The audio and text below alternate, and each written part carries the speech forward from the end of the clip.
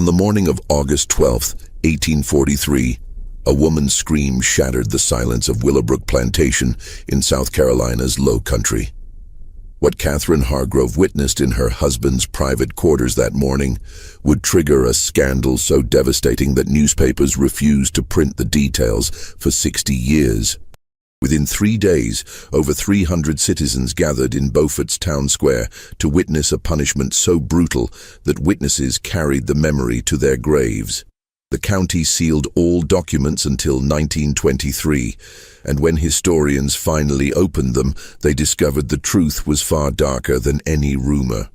This was not just about betrayal. It was about the complete destruction of a man's soul, orchestrated by the one person who knew exactly how to weaponize an entire community's rage. Before we continue with the story of Willowbrook Plantation and the scandal that destroyed the Hargrove family, I need you to do something. If this story is already giving you chills, subscribe right now. We uncover the darkest true stories from America's past, the ones deliberately hidden from history. Tell me in the comments what state you are listening from. Are you close to where this nightmare unfolded? Hit subscribe, because what comes next is much worse. Now let me take you back to 1843, to a world where reputation meant everything, and losing it meant losing your existence. Beaufort, South Carolina, in the early 1840s, was built on contradictions. Spanish moss hung from ancient oaks like funeral shrouds, beautiful and suffocating. The air smelled of salt marsh and magnolia blossoms, sweetness that could not mask the underlying decay. This was where fortunes rose from fields worked by enslaved hands, where white-columned mansions competed for the most impressive display of wealth and power. The Hargrove family occupied the highest tier of this society. Edmund Hargrove, 35 years old in 1843, had inherited Willowbrook Plantation from his father 7 years earlier. 3,000 acres of prime land, a Greek Revival mansion completed in 1838, crystal chandeliers from France, heart pine floors so perfectly joined the seams were invisible. Edmund was exactly what a South Carolina gentleman should be, tall, dark-haired, broad-shouldered from years of riding. He dressed impeccably, spoke with the measured cadence of old money, served on the town council, held position as church deacon. He was known as a fair master, which in that time meant he did not whip his slaves as often as his neighbors. But Edmund Hargrove had a secret that would destroy everything. Catherine Hargrove, born Catherine Pemberton, had married Edmund in 1837. She came from Charleston wealth that rivaled the Hargroves. The marriage had been arranged, as most were, a union designed to strengthen both families. She was beautiful in the way Southern society demanded. Pale skin protected from sun, dark hair perfectly arranged, waist corseted to fashionable narrowness. She had been educated at Charleston's finest academy, trained in French, piano, watercolors, and the subtle art of managing a household while appearing to do nothing. Their wedding had been the social event of the season. 400 guests at St. Michael's Church. Everyone said they made a perfect couple. Everyone said their children would be beautiful. But 6 years into marriage, there were no children. This was whispered in parlors, always with that mixture of pity and judgment society reserved for women who failed their primary duty. Catherine felt the weight of those whispers. She saw Edmund's mother's thinly veiled disappointment. She knew her value diminished with each passing year. What Catherine did not fully understand was why there were no children, why Edmund came to her bed so rarely, why he seemed distant, his mind elsewhere even when his body was present. The truth lived in the quarters behind the main house. The truth had names: Marcus, Samuel, and Daniel. Marcus was 24, son of the plantation's head cook, light-skinned with features that hinted at mixed ancestry no one spoke of openly. He had worked in the main house since 15, first as footman, then as Edmund's personal valet. He was intelligent, able to anticipate needs before they were spoken, moving through the house like a shadow. Samuel was 26, working the stables. darker than Marcus, muscular from physical labor, with hands equally skilled at managing horses and repairing leather. He had quiet dignity, an inner strength slavery could not quite break. Edmund had noticed him 3 years earlier, begun finding reasons to visit the stables more frequently. Daniel was 21, a house carpenter skilled at detailed woodwork the plantation required. He was slight, almost delicate, with long fingers and an artist's eye. He rarely spoke, his voice soft and careful when he did. He had learned early that invisibility meant survival. Edmund had been careful, so very careful. He met them separately, never together, always late at night in the East Wing where Catherine never ventured. That section was supposedly being renovated, closed off, unused. Edmund had created a sanctuary there, a room with its own entrance from the gardens, simple but comfortable furnishings, a large bed, heavy curtains, a lock, oil lamps casting soft, forgiving light. For 3 years this arrangement continued. Edmund maintained his public persona perfectly. Church every Sunday. Business conducted with ruthless efficiency. Smiles at his wife across dinner tables. And late at night, while Catherine slept in her separate bedroom as was proper, Edmund descended the servants' stairs and crossed through darkened gardens to the East Wing, where one or more of the 3 men would be waiting. These men had no choice. They were property. When their master summoned them, they came. Whether they felt desire, fear, resignation, or complicated mixtures of all 3, their feelings were irrelevant. Survival meant compliance. Refusal meant punishment, sale, separation from family. So they came, when called, kept silent, told themselves they were at least safe from field work that broke other men's bodies, at least had slightly better food, slightly better clothing, small privileges Edmund granted in exchange for their silence and their bodies. But secrets, no matter how carefully guarded, reveal themselves eventually. In a house where dozens of enslaved people moved through shadows, where wives lay awake listening to creaking floorboards, where jealousies and resentments simmered beneath every interaction, a secret this big could only stay hidden so long. Catherine had noticed things, small things at first. Edmund always locking the East Wing door.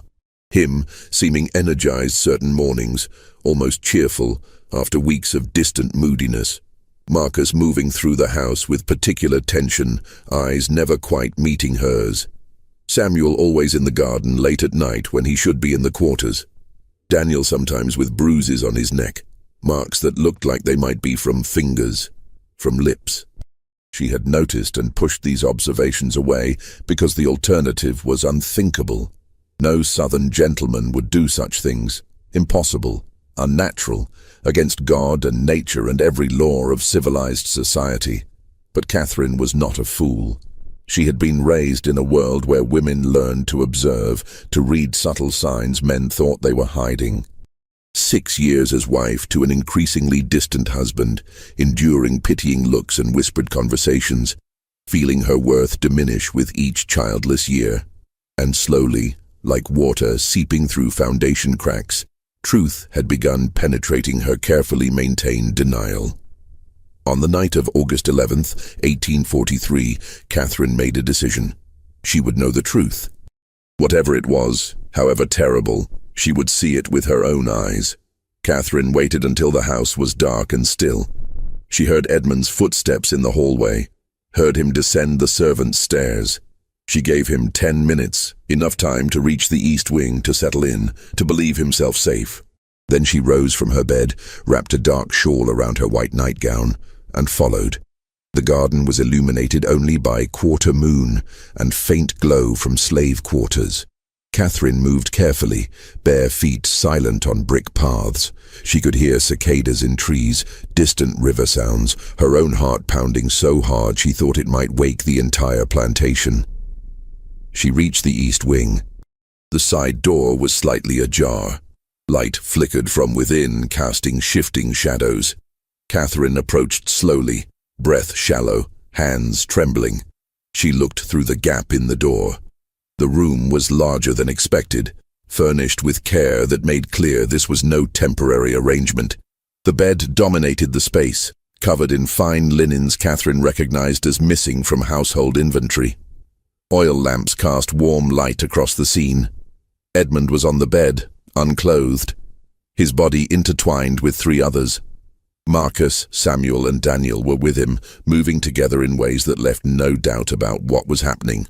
The sounds, the intimacy, the obvious familiarity of their movements spoke of ongoing, practiced, comfortable relationship. Catherine's hand flew to her mouth, stifling the scream rising in her throat. She stood frozen, unable to look away, unable to process what she was seeing. Her husband, the respectable planter, church deacon, pillar of society, engaging in acts that were not only illegal, but considered the deepest possible depravity. In 1843, South Carolina, what Catherine witnessed was a crime punishable by death. Not just for Edmund, but for Marcus, Samuel, and Daniel as well. The law made no distinction, showed no mercy. The act itself was called sodomy, though that word was rarely spoken aloud. It was considered abomination, sin so terrible that even discussing it could corrupt decent people. Catherine watched perhaps 30 seconds, though it felt like eternity. She watched Edmund kiss Marcus with tenderness she had never experienced in their marriage. She watched Samuel's hands move across Edmund's back with obvious familiarity. She watched Daniel whisper something that made Edmund laugh. Genuine, unguarded laugh she had not heard in years. In that moment, watching her husband show more authentic emotion and desire with 3 enslaved men than he had ever shown with her, Catherine felt something cold and hard crystallize in her chest. Not just betrayal, though that was present. Not just humiliation, though she felt that too.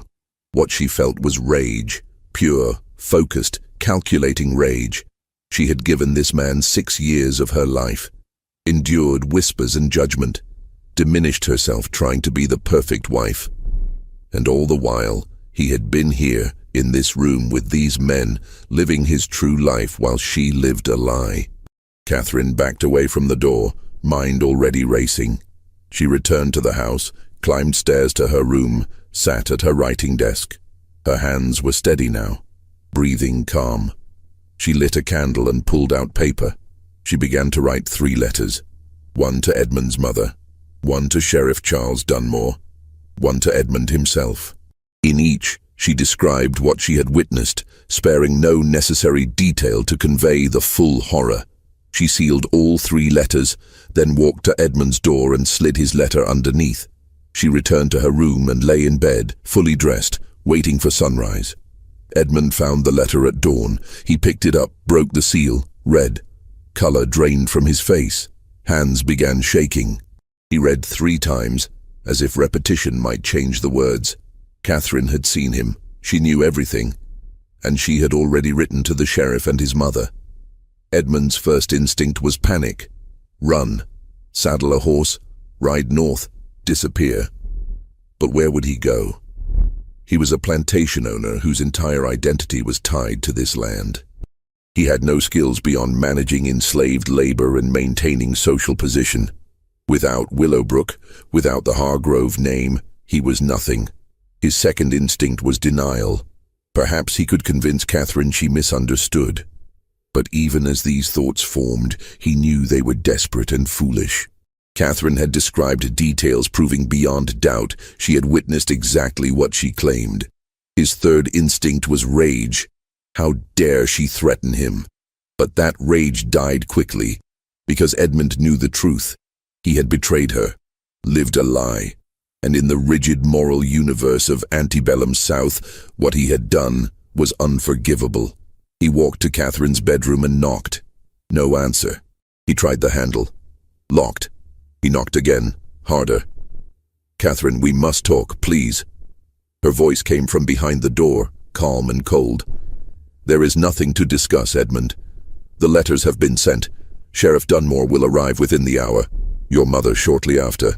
I suggest you use whatever time remains to make peace with God, since you will have no peace in this world. Edmund pressed his forehead against the door. Please, Catherine, I can explain. Explain how you have spent 3 years defiling yourself and your slaves. Explain how you have made mockery of our marriage and our name. There is no explanation that matters, Edmund. You are a sodomite. That is what you are. That is all you are. And everyone will know it by sunset. Sheriff Dunmore arrived at 7:30 with 2 deputies. Catherine met them at the door, still in nightclothes with wrapper thrown over. She invited them inside, offered coffee, explained the situation with calm, measured tone of woman reporting a property dispute. The sheriff was large, 60 years old, gray beard, eyes that had seen every variety of human wickedness. He had known Edmund since Edmund was a boy, attended the wedding, been guest at Christmas parties. As he listened to Catherine describe what she witnessed, as he read her detailed account, his face darkened with betrayal, mixed with disgust, mixed with cold determination of a man who knew exactly what the law required. These are serious charges, Mrs. Hargrove. The most serious a man can face in this state. I am aware, Sheriff, which is why I sent for you immediately. My husband is in his study. The 3 slaves he was with are in the quarters. I want them all arrested. I want this handled according to the full extent of the law. The sheriff nodded slowly. Where did this incident occur? The East Wing. There is a room there, furnished for this purpose. You will find everything exactly as I described. Sheriff Dunmore motioned to his deputies. They moved through the house with Catherine leading.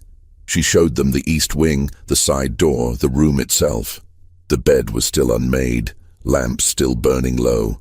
Evidence of what occurred was everywhere, impossible to deny. The sheriff's jaw tightened. This was violation not just of law but of entire social order. Edmund Hargrove was one of the wealthiest men in the county, respected citizen, community leader. And now he would have to be destroyed, publicly and completely, because the alternative was to let such behavior stand unpunished, which would shake the very foundations of their society. Arrest Mr. Hargrove, the sheriff told his deputies. Bring him to town jail, then go to quarters and arrest the 3 slaves, Marcus, Samuel, and Daniel. The deputies moved to the study. Edmund did not resist. He stood when they entered, set down his glass, held out wrists for shackles. His face was blank, empty of expression. He looked at Catherine once as they led him past her in the hallway. She met his gaze without flinching. I hope you understand what you have done, Edmund said quietly. This will destroy you as much as it destroys me. Catherine smiled, a cold, terrible smile. I know exactly what I have done. I have revealed you for what you are. I will survive this, Edmund. I will return to Charleston, to my family. I will be the wronged wife, the innocent victim of your depravity. But you will be nothing. Just a name people whisper about, a cautionary tale, a warning about consequences of unnatural vice. Edmund said nothing more.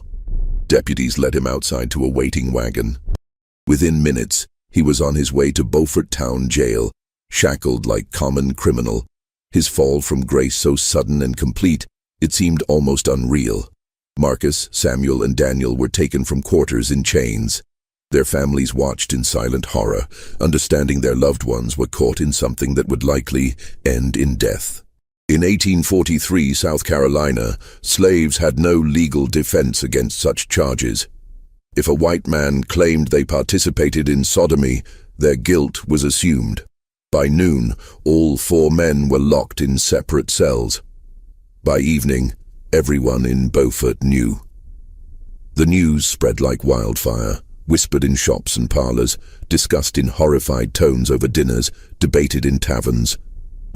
Edmund Hargrove, the respectable planter, was a sodomite, caught in the act with 3 male slaves. His wife had discovered him and reported him to law. The scandal was so enormous it dwarfed every other topic. Nothing else mattered except this one terrible revelation. The week between Edmund's arrest and his trial felt suspended in time, as if all Beaufort was holding its breath. The town had never experienced scandal of this magnitude. Murder they had seen, theft, adultery, drunkenness, violence, all the usual sins had passed through the courthouse. But this was different. This touched something deeper and more terrifying, a violation so profound it threatened the very order of their world. Judge Howard Middleton presided over Beaufort County's legal proceedings. 68 years old, War of 1812 veteran, known for strict law interpretation and unwavering commitment to maintaining social order. When he received documents related to Edmund's arrest, he sat in chambers for over an hour, reading and rereading charges. He had known Edmund since childhood, signed the marriage license, approved loans for Willowbrook expansion. Now he was being asked to preside over Edmund's destruction. The law was clear. South Carolina statutes defined sodomy as the abominable crime against nature, prescribing punishment of either death or such lesser penalty as court deemed appropriate. Those statutes strongly implied death was preferred. No ambiguity, no room for interpretation. The act itself, if proven, demanded harshest consequences. But Judge Middleton faced complications. Edmund was white, wealthy, from founding family. Marcus, Samuel, and Daniel were enslaved, property, legally worth perhaps $800 each. Law theoretically applied equally, but in practice everyone knew enslaved people would be punished more severely and quickly. The question was how to handle Edmund without creating precedent that might threaten other wealthy white men with secrets they preferred hidden. On August 15th, Judge Middleton called private meeting. Present were Sheriff Dunmore, County Prosecutor Richard Fellows, 3 prominent citizens including mayor and 2 church deacons. Catherine was not invited, nor was anyone representing Edmund. "Gentlemen," the judge began, "we face situation requiring both justice and discretion. Charges against Mr. Hargrove are supported by unimpeachable evidence. His wife witnessed the crime directly. Physical evidence corroborates testimony. If this were any other man, any man of lesser standing, we would proceed directly to conviction and sentencing without hesitation. But it is not any other man." Mayor Thomas Pritchard interjected, "It is Edmund Hargrove. His family has been part of this community 3 generations.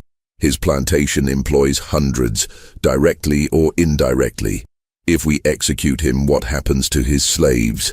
His property, the debts he owes and debts owed to him?" Prosecutor Fellows, thin man with wire-rimmed spectacles, shook his head firmly. "With respect, Mayor, we cannot allow wealth or status considerations to interfere with justice. If we treat Mr. Hargrove differently than we would treat poor farmer or shopkeeper, we undermine entire foundation of law. Crime is same regardless of who commits it." "Fellows is right," Sheriff Dunmore added. "I have the man in my jail, 3 slaves who participated. If we let any escape justice, what message does that send? That wealthy can do whatever they wish? That law only applies to common folk?" Reverend Samuel Cartwright spoke, voice grave with moral certainty. "This is not merely legal matter, gentlemen. It is spiritual crisis. What Mr. Hargrove has done is abomination before God. It corrupts natural order, threatens moral foundation of our society. If we show mercy, soften punishment, we suggest such behavior is somehow forgivable. We cannot do that. We must not." Judge Middleton nodded slowly. "Then let me propose a course of action. We will hold trial. Present evidence, given circumstances, conviction is certain. But I will use discretion in sentencing. Mr. Hargrove will not be executed." The room erupted in objections, several men speaking at once. Judge raised hand for silence. "Hear me out. Death would be mercy for man in his position. Quick end, closed coffin, private burial. His family could mourn and move on. No, what I propose is worse than death. Public punishment of such severity that Edmund Hargrove will wish we had hanged him. Destroy not just his body but his soul, his reputation, his very identity. Make entire community witness it, so everyone understands exactly what happens to men who commit this crime." "What form would this punishment take?" Prosecutor asked. Judge Middleton's expression was cold, calculating. "The pillory and whipping post in town square, but not for hour or 2, for 3 full days. Locked in pillory from dawn to dusk, exposed to elements, insects, jeers and curses of anyone who passes. And at noon each day, public whipping. Not enough to kill him, but enough to scar permanently.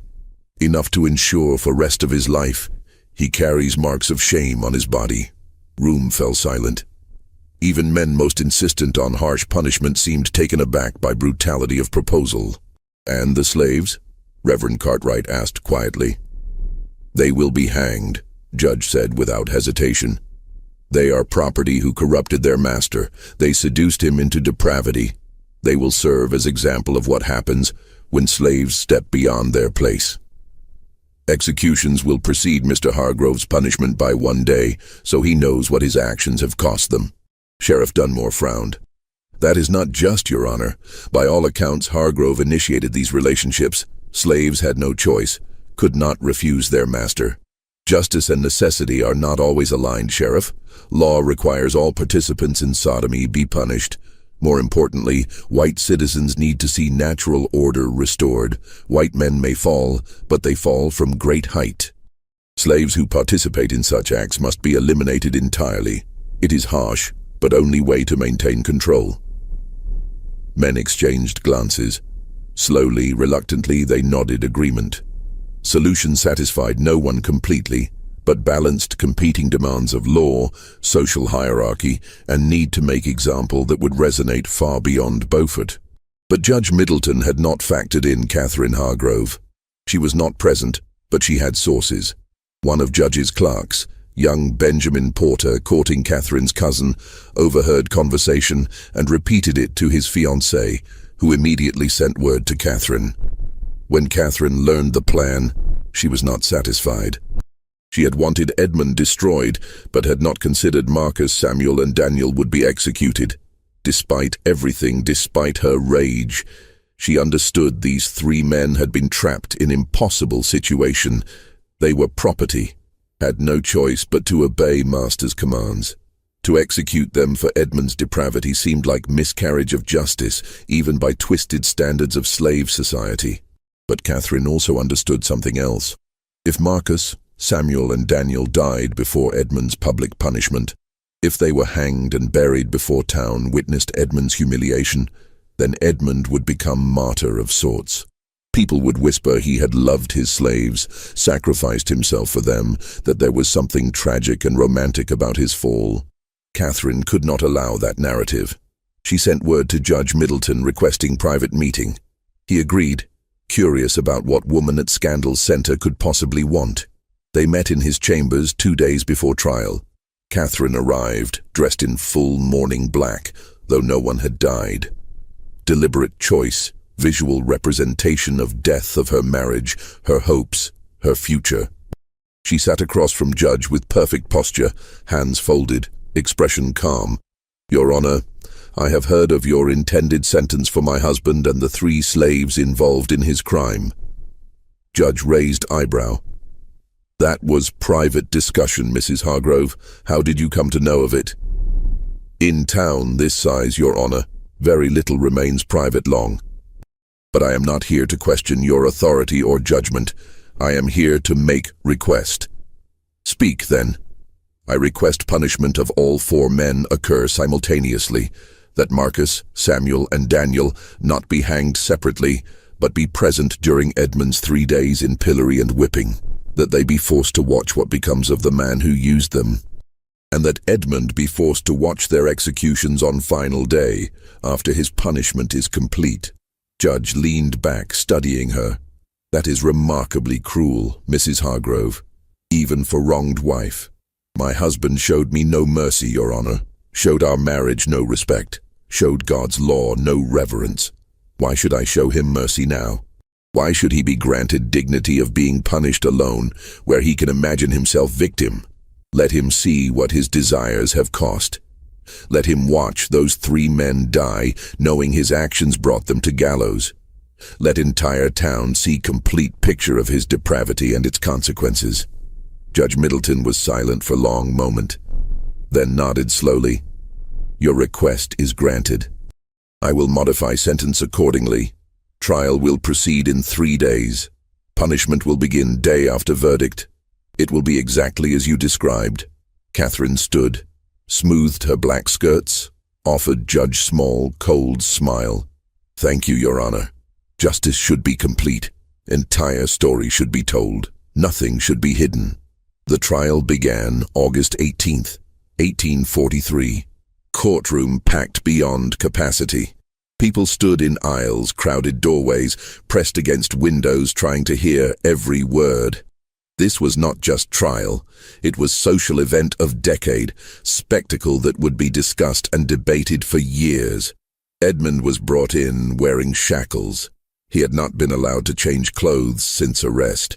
Once fine shirt stained and wrinkled, face gaunt, eyes hollow.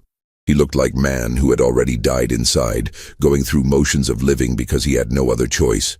Marcus, Samuel, and Daniel were brought separately, also in chains, made to stand in courtroom corner, guarded by armed deputies. Their faces showed different emotions. Marcus looked resigned, almost peaceful, as if he had accepted what was coming. Samuel's jaw was set, eyes burning with quiet rage. Daniel was trembling, tears running silently down face. Judge Middleton took his seat. Prosecutor rose and presented charges. Then Catherine was called to testify. She walked to witness stand, with head held high. Wore dark gray now, still mourning colors but slightly less severe. Placed hand on Bible, swore to tell truth. Then, in clear, steady voice, described in exact detail what she had witnessed morning of August 12th. Courtroom was utterly silent as she spoke. Men shifted uncomfortably.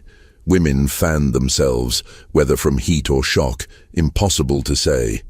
Every word Catherine uttered was like hammer blow, destroying Edmund's reputation, dignity, very humanity. When she finished, prosecutor asked, "Mrs. Hargrove, is there any possibility you misunderstood what you saw?" "No, sir. No possibility of misunderstanding. What I witnessed was clear, unmistakable, and deliberate. My husband was engaged in active sodomy with 3 male slaves. He was not coerced, not confused. He was participating willingly and enthusiastically in acts that violate every law of God and man." Defense attorney young William Crawford, assigned to Edmund's case and clearly wishing he had not been, stood for cross-examination. "Mrs. Hargrove, is it possible your husband's behavior was result of temporary insanity, that he was not in right mind?" Catherine's eyes narrowed. "My husband has been engaging in this behavior for at least 3 years, Mr. Crawford. That is not temporary insanity. That is deliberate choice. That is who he is." Crawford tried few more questions, but each only made Edmund's situation worse. Finally sat down, defeated, no defense to be made, evidence overwhelming, witness unshakable. Edmund was asked if he wished to testify. He shook his head. What could he possibly say? Truth was undeniable. Marcus, Samuel, and Daniel were not allowed to testify. Slaves could not give evidence in court except in limited circumstances, and this was not one. Their guilt was assumed based on Catherine's testimony and physical evidence. They had no voice, no chance to explain or defend. Simply stood in corner, waiting for inevitable verdict. Judge Middleton addressed jury, though everyone knew their decision was predetermined. "Gentlemen of jury, you have heard testimony, seen evidence. Law is clear on this matter. Sodomy is crime of highest order, abomination that threatens moral fabric of our society. You must now determine whether accused are guilty of this crime." Jury deliberated less than 10 minutes. When they returned, foreman stood and delivered verdict. "We find defendant, Edmund Hargrove, guilty of sodomy." Murmur ran through courtroom. Some voices expressed satisfaction, others sounded shocked, even though outcome had been certain. "We find slaves Marcus, Samuel, and Daniel guilty of sodomy and of corrupting their master." This verdict delivered more quietly, almost as afterthought. 3 men's fate had never been in question. They were already dead in eyes of law. Jury simply made it official. Judge Middleton nodded. "Court accepts verdict. We will proceed to sentencing." He paused, letting tension build. Every person leaned forward, waiting to hear what punishment would be decreed. "Edmund Hargrove, you have been found guilty of abominable crime of sodomy. Law permits me to sentence you to death, and many believe that would be appropriate punishment. However, I believe death would be too merciful. You have violated not just law, but sacred trust of your position. Corrupted your slaves, abused authority, brought shame upon family and community. Edmund closed eyes, waiting for sentence to continue. Therefore, I sentence you to 3 days of public punishment. You will be locked in pillory in town square from dawn to dusk each day. At noon each day, you will receive 20 lashes with whip. You will be marked permanently, so for rest of your life, you carry evidence of your crime upon your body. And you will witness execution of 3 slaves whose lives you destroyed with your unnatural desires. Gasp went through courtroom. 3 days in pillory was brutal enough, but 60 lashes total would leave man scarred and broken. Forcing Edmund to watch executions was psychological torture many found excessive, even given severity of crime. As for Marcus, Samuel, and Daniel, Judge continued, turning to face 3 enslaved men, you are sentenced to death by hanging. Execution will take place in town square on afternoon of 3rd day of Edmund Hargrove's punishment, so he may witness consequences of corruption he brought upon you. Daniel collapsed. Deputies caught him before he hit floor, held him upright. Samuel's face remained impassive, but hands clenched into fists. Marcus looked directly at Edmund for first time since trial began, and expression on his face was not anger or fear. It was something worse.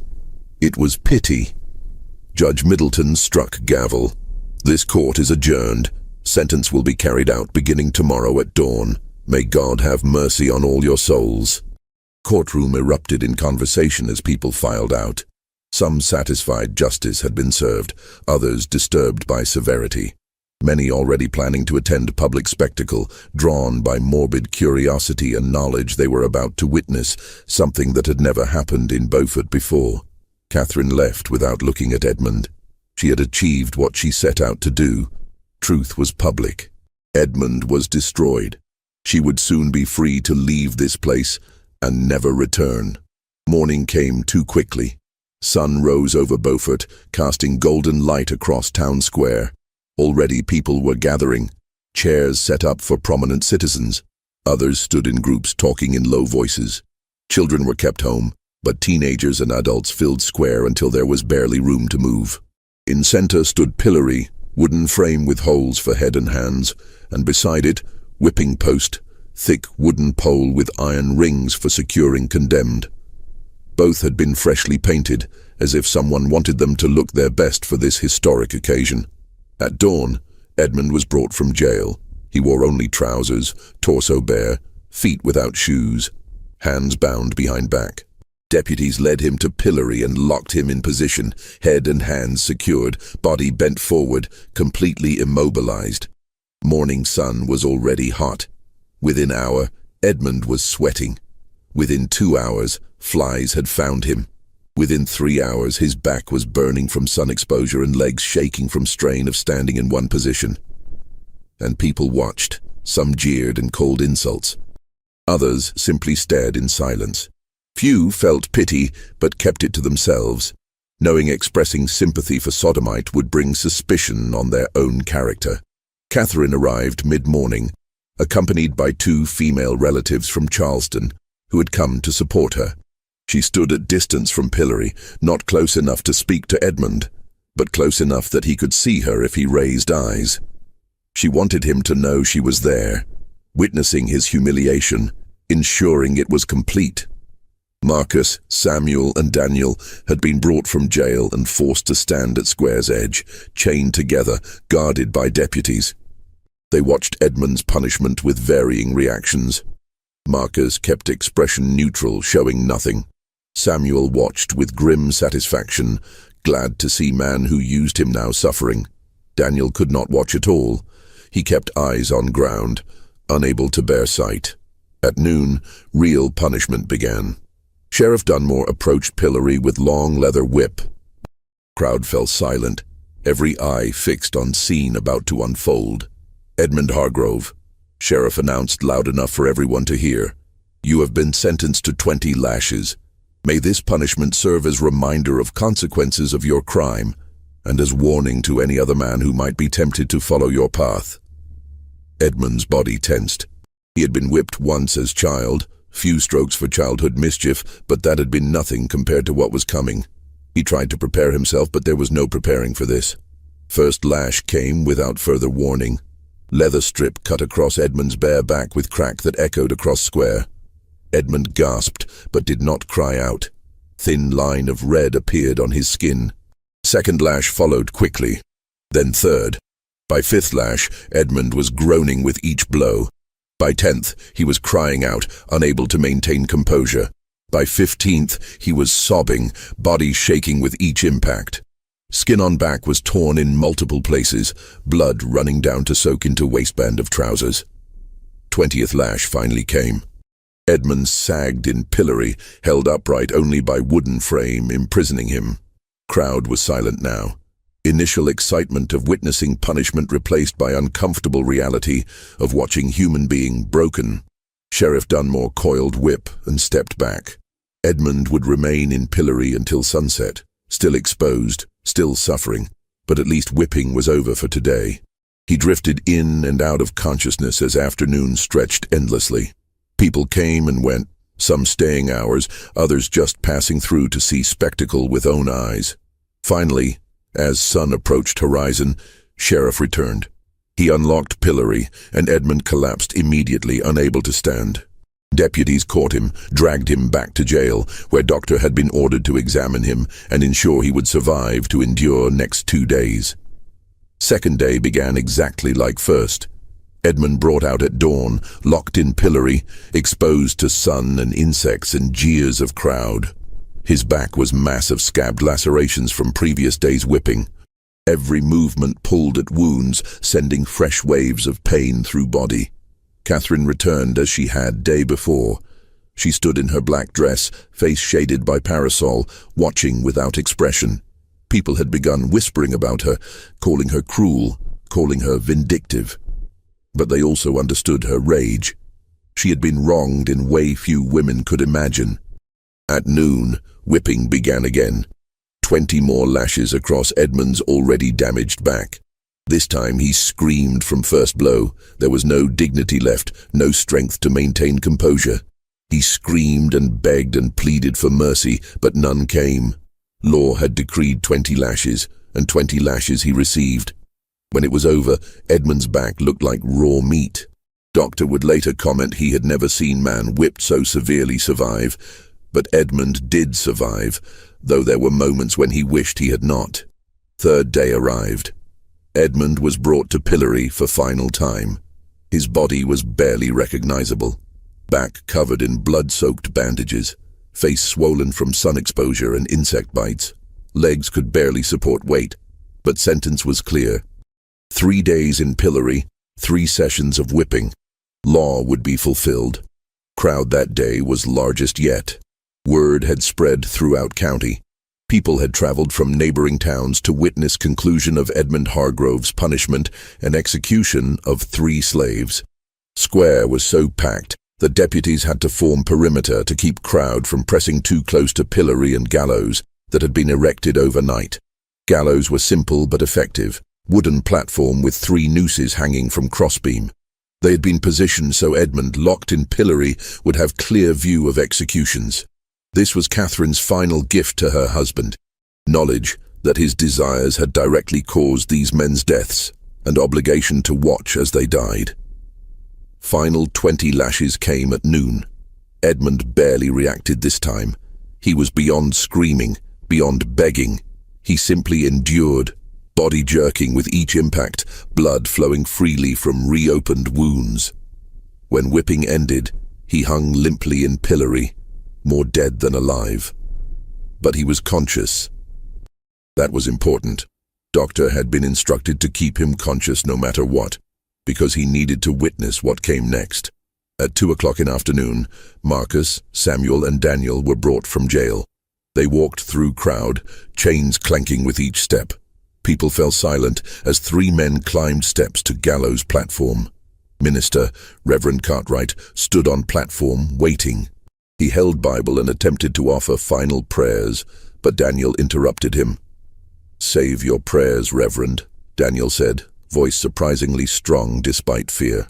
"We do not need prayers from God who allowed this to happen. If there is God who sees what is happening here today and does nothing to stop it, then that God is no God at all." Reverend recoiled as if struck. "You blaspheme in your final moments?" "I speak truth in my final moments," Daniel replied, "something no one else in this town seems capable of doing." Samuel spoke next, looking out at crowd. "You call us criminals, you call us corruptors, but we never had choice. When our master called us, we came. That is what slaves do. We survive however we can. And now you kill us to protect your own sense of order. Remember that. Remember what you did here today." Marcus said nothing. He simply looked at Edmund, still locked in pillory 20 feet away. Their eyes met for a brief moment, and something passed between them, some final acknowledgement of strange and terrible relationship they had shared.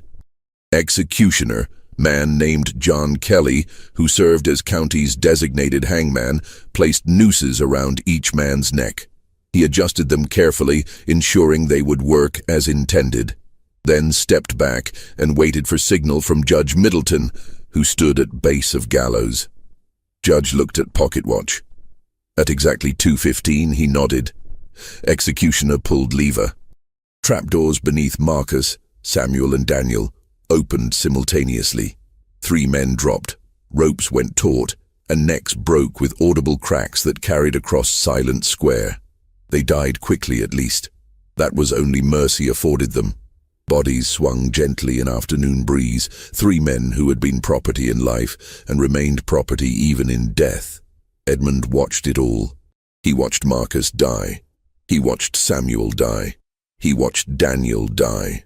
And something inside him broke that no amount of physical punishment could have broken. He made sound, low wailing cry that seemed to come from somewhere deep inside shattered soul, sound of anguish and despair and guilt that would haunt everyone who heard it for rest of their lives. Bodies were left hanging for hours, as was customary, to ensure death was complete and serve as final warning. Then they were cut down and loaded into wagon. They would be buried in unmarked graves on edge of town, in section reserved for criminals and slaves who died without family to claim them. Edmund was finally released from pillory at sunset. He collapsed immediately, had to be carried back to jail. Doctor examined him and declared he would survive, though recovery would be long and painful. Judge Middleton came to Edmund's cell that evening. He looked down at broken man lying on cot, barely conscious, covered in bandages, spirit as damaged as body. "Mr. Hargrove, you have served your sentence. You are free to go. But understand this. You are no longer welcome in Beaufort, no longer welcome anywhere in South Carolina. If you remain here, if you attempt to reclaim your property or position, you will find society has closed its doors permanently.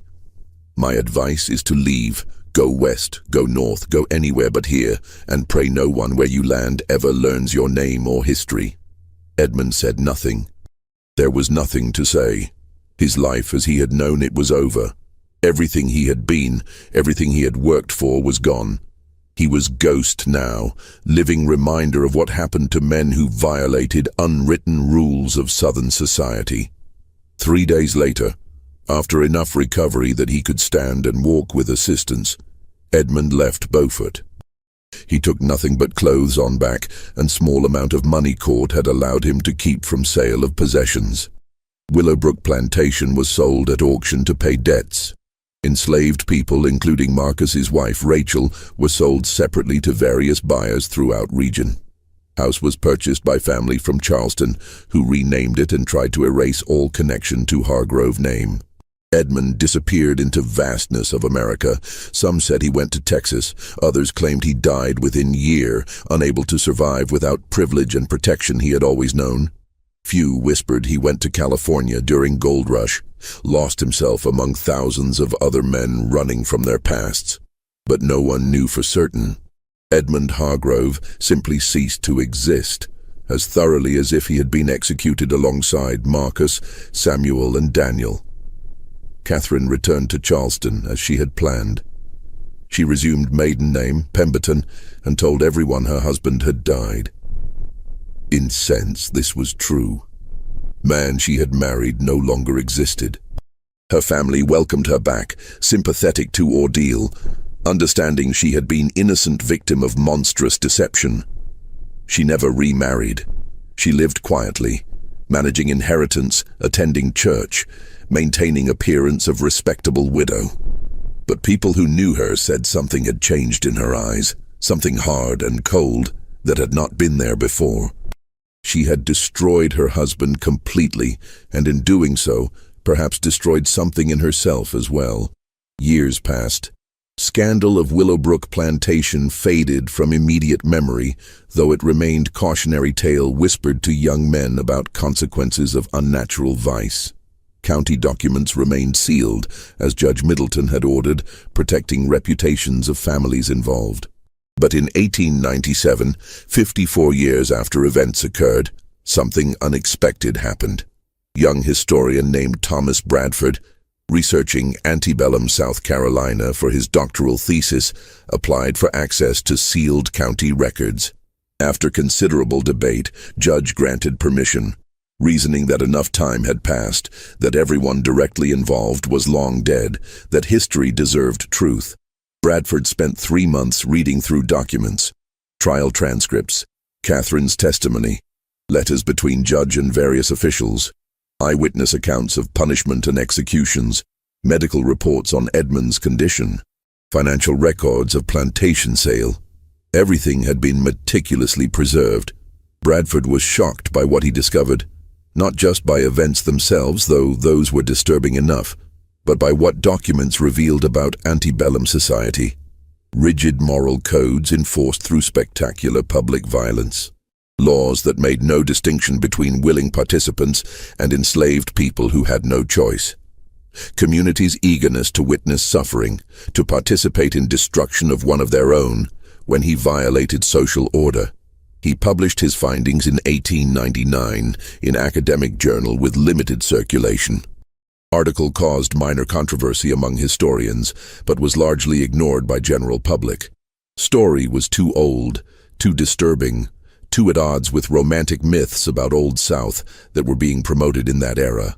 Then, in 1923, 80 years after scandal, Beaufort County finally opened all sealed documents to public. Local newspaper ran brief article about Hargrove case, presenting it as interesting historical curiosity.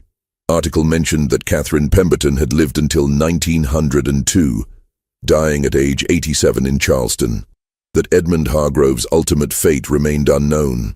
That descendants of Marcus, Samuel, and Daniel's families still lived in region, though most had never known full story of how their ancestors died. Article concluded with observation that seemed to miss entire point. It was different time, with different standards of morality and justice. We can only be grateful that we live in more enlightened era. But was it really so different? That was a question that haunted few people who truly understood story. Laws had changed, yes. Public executions were no longer permitted. Torture was no longer legal punishment.